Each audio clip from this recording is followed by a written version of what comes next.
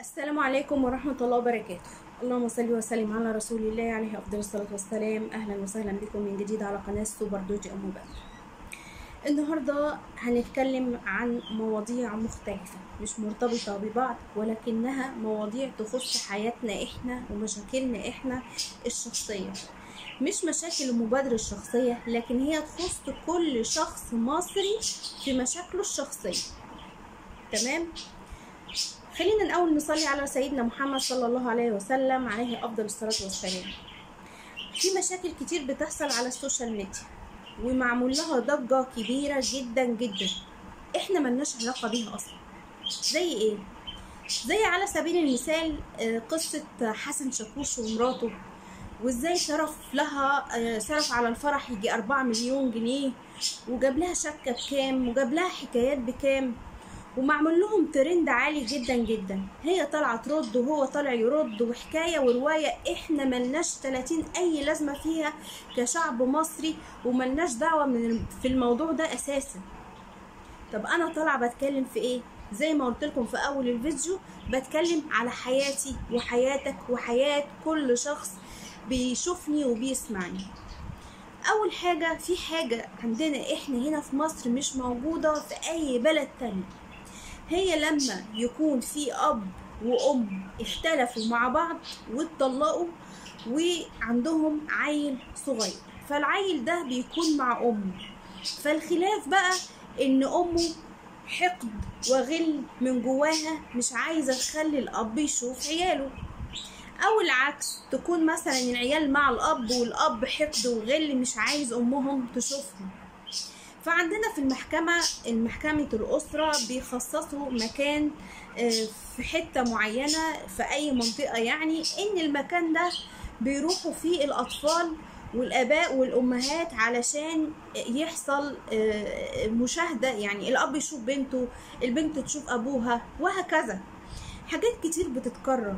النهاردة شفت فيديو كله صويت وعويل في النادي اللي المفروض الناس والأسرة بتتجمع علشان يشوفوا بعض، يشوفوا العيال تشوف أبوها وأمها، والست بتصوت وتقول بنتي بنتي بنتي. ايه يا جماعة؟ في ايه؟ في ايه؟ هو انتوا هتقولوا لي اللي في ايده في المية مش زي اللي في ايده في النار؟ هقول لكم انا كان عندي في حياتي الشخصية، مش اسرتي مثلا، لا، حياتي الشخصية، الناس انا عاشرتها كان عندهم نفس المشكلة. الام معاها ابنها ومش عايزه ابو الولد يشوف ابنه، بس كان عندنا شخص عاقل في البيت، فاهمني، كان بياخد العيل يوديه عند اهل امه، اهل ابوه يشوفوه، والواد بيقعد معاهم، وفي اخر اليوم بياخد الواد وياخد بعضه ويمشي. كان في حاجه زي كده.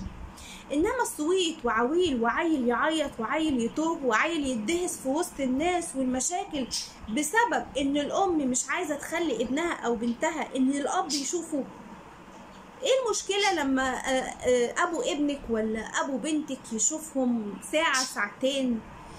وايه المشكله لما يكون الموضوع خلاص حصل طلاق وكل واحد راح لحاله؟ ايه المشكله لما يكون في حد عاقل في عيلتكم او عيلته، او حد يكون في البلد او الشارع اللي انت فيه يستضيف الناس دي ويشوف ابنك ويقعد معاه ويجيب له حاجه ويرجع يرجعه لامه تاني؟ ليه كل حاجه تقولوا ان احنا مش بنرتقي بالمستوى العالمي، وان احنا ناس جهله ومتخلفه؟ على سبيل المثال الحفلة الكبيرة اللي هم عاملينها دي في الأهرامات بتاعت ترافيس ايه؟ ترافيس سكوت. عيالي ردوا عليا، انا ماليش فيها اصلا. الحفلة دي طلع عمرو سعد طالع بيقول ايه؟ ان انتوا رفضتوا ان الحفلة تتعمل، وفي اقامة كبيرة جدا بتقول ان ناس كتير بتقول الغوا الحفلة. ده تخلف، انتوا ناس متخلفة. يعني عمرو سعد كاتب بوست بالموضوع ده، احنا ناس متخلفة علشان بعض الناس اطلقوا حفلة ان هم يلغوا حفلة الراجل المجنون بتاع الشيطان عشان الموضوع ده. لا، احنا مش متخلفين، احنا متخلفين علشان اللي بيحصل في مصر من الحتة دي، ان عيل يدهس في وسط ناس بتتخانق، كل ده علشان رايح امه واخداه ولا المحكمه واخداه اجباري ان هو يروح يشوف ابوه ويقعد مع بعض ساعه وساعتين وتحصل خناقه والدنيا تبوظ وناس تموت وناس تتعور. ايه يا جماعه؟ عشان حاجه هايفه بيتقال علينا متخلفين. لا، احنا متخلفين في الحته دي بصراحه. دي حاجه وشهاده لله، مش كل الناس على توافق في الموضوع ده. لما راجل وست يتطلقوا بينهم عيل وتحصل المحكمه ورؤيه والكلام ده كله، لا، ما ابني ما يشافش، ابوه ما يشوفوش. طب ما هو مصيره في يوم من الايام هيكبر وهيشوفه اجباري، هيروح له بنفسه، مش انت اللي هتاخديه بايده علشان توديه لابوه، او تاخدي بنتك في ايدك عشان توديها لابوه عشان يشوفها. وفي النهايه انت هتتجوزي وتخلفي من حد تاني، وهو هيتجوز ويخلف من حد تاني، وتحصل اسره مفككه مبعثره كده، وانتوا السبب فيها. ما علينا، دي مشكله من مشاكل حياتنا الشخصيه. مش شخصي، ده شخص كل حد عنده المشكله دي. فاهميني؟ يا رب تكونوا فاهمين. طيب، مشكله تانية بقى، واحد من اسماعيليه. طبعا انتوا عارفين اسماعيليه مشهوره بالمانجا، بزراعه المانجا. شفت فيديو تخلي الواحد لو انتوا ماشيين في الشارع ونفسكوا كده ايه تشربوا عصير وكده وتقعدوا على جنب عشان تشربوا عصير، تقرفوا. انا مش هجيب لكم حاجه غير صوره بس ايه توضح الموضوع اللي انا بتكلم عنه.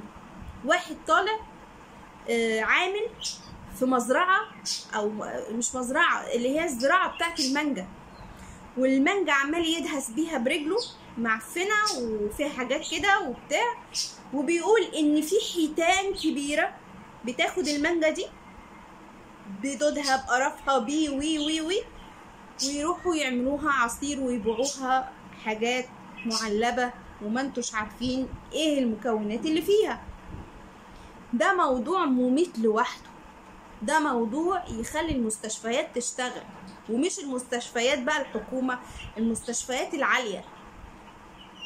ما بقاش فيه مستشفيات حكومه خلاص. اي حد دلوقتي واحده عايزه تولد المفروض تولد، وليه هتولد؟ معاش فلوس. كانت الاول بتروح مستشفى الحكومه تولد، لا، ادفعي قبل ما تدخلي. فدي بقى مش تلبك معوي، تسمم، معرفش حاجات كده ببعض. انا مش فاهمه ايه اللي بيحصل عندنا. هي دي المشاكل اللي المفروض الاعلام يتكلم عنها، المفروض الضوء يتسلط عليها. مش مشاكل حسن شاكوش طلق قريب معرفش ايه وجاب لها شقه ب4 مليون وجاب لها ذهب، وبعد ما طلقها عملت ايه، ومين بيخون مين مع مين. احنا ملناش فيه، احنا لينا مشاكلنا اللي بتخص الشعب المصري، مش جايبين لنا هبل وعبط. عايزه اعرف اراء، هل اللي بيحصل ده هبل وعبط ولا اللي انا بقوله هري ونكت؟